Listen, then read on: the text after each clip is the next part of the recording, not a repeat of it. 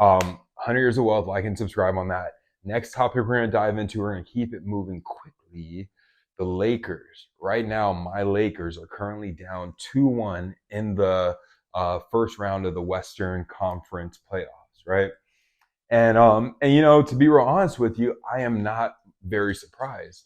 If you look back at some of my other content related to the Lakers and related to their recent tradee, Luka Doncic, I've always said that Luka is skilled, but the problem with him when he was in Dallas was that even though they had Kyrie Irving who brought speed and quickness to their structure, Luka's kind of slow. And I think that if you can do a good job of not falling for his kind of like deceptive moves, he's guardable. And then on the other side, he's, I don't want to say easy to get past, but a player like Anthony Davis or the other long, he's kind of tall, I forgot his name, but the other guard that is on the Timberwolves, um, they're just way more athletic. They're just way faster. They jump way higher. And I think that in sports, the final determining factor when you have people that are equally skill matched is going to be athleticism, right? And a lot of times athleticism is going to beat out skill. So that's the reason why when you look at like a Luka Doncic or a Nikola Jokic, in my eyes, very, very skilled players, clearly great numbers.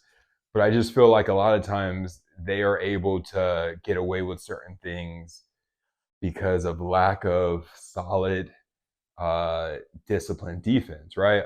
It's a lot of deceptive step back, slow move, slow down, things like that, which totally is all part of the game and is dope. And I respect it. And I think it's a great skill set. But I do think that if you have players that are structurally sound defensively, that stuff's not going to work as well. So what you end up seeing is when Luka faces a player like a who's the guard in Anthony Edwards, right? When Luka faces a Anthony Edwards in Minnesota, he has trouble because Anthony Edwards is so fast, right? He's so strong.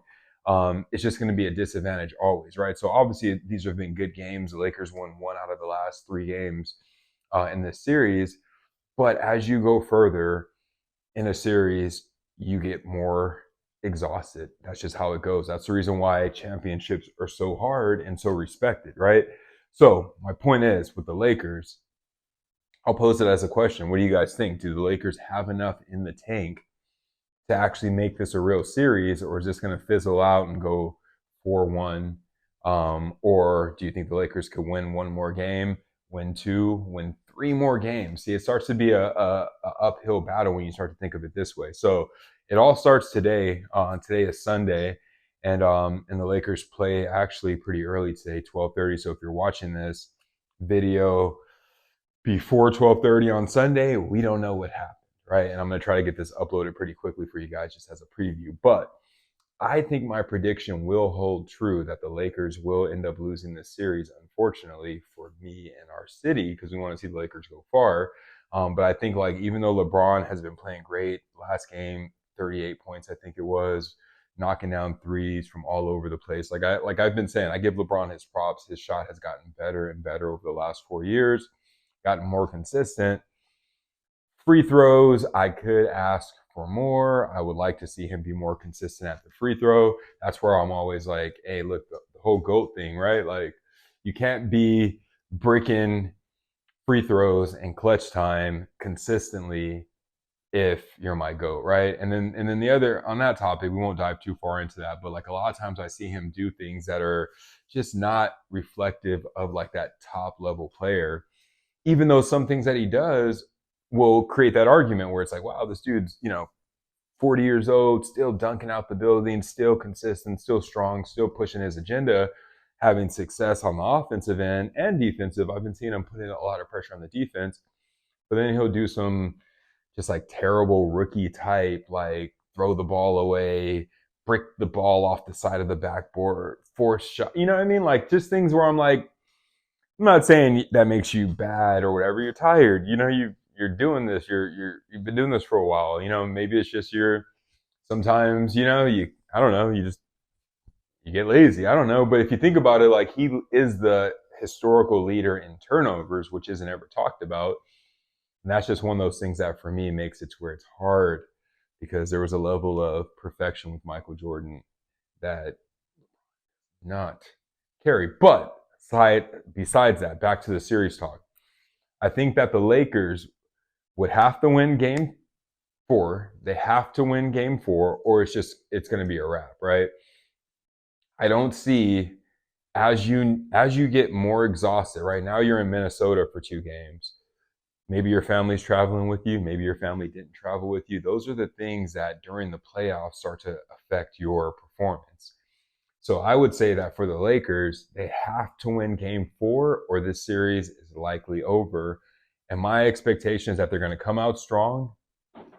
They'll probably come out beating the Minnesota Timberwolves. That's my expectation. They'll come out with a little bit of a lead, but if they don't blow it wide open, the Timberwolves are going to chip away at it, and push forward. And my prediction is that game 4 is going to go to the Timberwolves. It's going to put them up 3-1 in the series, and the Lakers are going to have to come back to LA and back against the ropes, basically win 3 games in a row. I don't know if that's likely, right?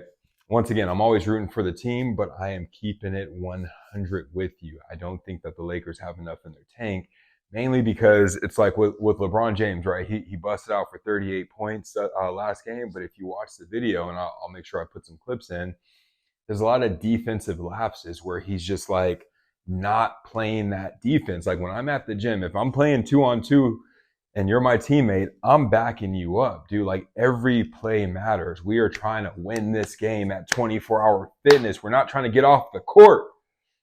So every play matters. It's help defense. It's trying to block things, But LeBron James, a lot of times, right? A lot of times I'll see him lock down on like one-on-one defense, but a lot of times on defense, the help defense isn't there. And you need that, right? You need to have people that don't have confidence going to the lane anymore because they know at a minimum it's going to be body to body contact with you. Or that you might get fouled. You're not going to have an easy shot. So if you don't have that as you play against these athletic youngsters, Anthony Davis, Julius Randle, or not Anthony Davis, Anthony Edwards, Julius Randle, you're going to have trouble. And I can't think of the guy's name, the tall, kind of like lanky guy, like, wears a headband. But anyways, he's jumping out the building. He's knocking down his three. I think it's McDaniels, knocking down his threes. And they're doing what they got to do. So I think that if the Lakers don't jump out to a heavy start, and if they don't play the type of, team defense that needs to be there, it's going to be a wrap, and it's probably going to get it's going to become a wrap early, I would say. We'll see. So you guys let me know what you guys think. Do the Lakers have a chance to win this series? Can they win this game and turn the tide back to a 50-50 series? Or sorry, 2 games to 2 series, and then go back to where they're back in the home court advantage? If that's going to be the case, I think it's going to need not necessarily a big offensive game from LeBron James. They need him consistently on the defensive end. And I think, there was moments where I was looking at JJ Redick and I'm like, all right, he's doing great as a coach, right? This is his first year. They improved their record, they improved their rankings, they've had a great year. So I would say he has to be the coach of the year, possibly. But with the thing that I was questioning is, why are you not putting in Dalton Connect? I haven't seen him come in, or at least the last game, game 3, I didn't see him come in at all. And I'm like, Dalton Connect plays very, very aggressive defense. He's a great shooter. He's tall, and he's another defensive body that you could throw at someone that can get fouls, right? So I think that, it really depends on the strategy. When you see certain things not working, you got to jump on it, right? Like you want LeBron out there, but if he is a minus at the end of the day, those points are diminished, right? You know what I mean? So got to really think about all those aspects. And I see JJ Redick coaching. I like that he's very assertive. I think he's a player's coach because he was recently a player. The players seem to respect him. You feel me, player? but they seem to respect him, and I like that he can be aggressive with them, because sometimes in coaching, I think that assertive approach is good. Even with the Zen master Phil Jackson, you would see him have the ability to kind of be loud and aggressive with his players, and as long as there's like that relationship there, then it works. But we'll see what adjustments they make. I'm going to go ahead and make my prediction. I'm going to say that Minnesota is actually going to win this game and probably go on to win the series in maybe they'll win it in 6, because the Lakers will probably come back to LA, take one, re-energize, and then Minnesota win that 6th game. You guys tell me what you think.